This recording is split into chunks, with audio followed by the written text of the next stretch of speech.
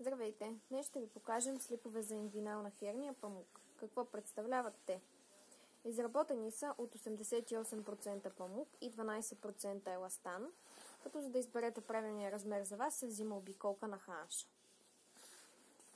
Има в комплекта две подложки, които се поставят от вътрешната страна. Съответно слагате двете, ако имате двустранна херния, или едната, в зависимост от коя посока е хернията.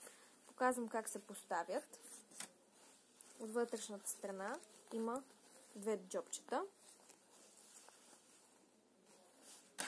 Сега ще поставя само от едната страна подложката.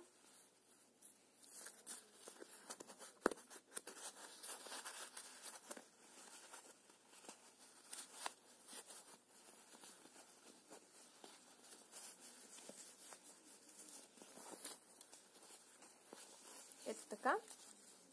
Подложката е около сантиметър дебела.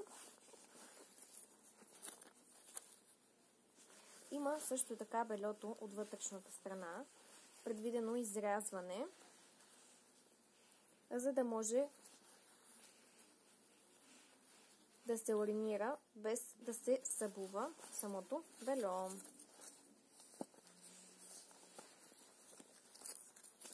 Пере се единствено и само на ръка, не се пуска в пералнята. Ако имате някакви въпроси, може да се свържете с нас, за да можем да съдействаме. Поздрави от Ортопедия БГ!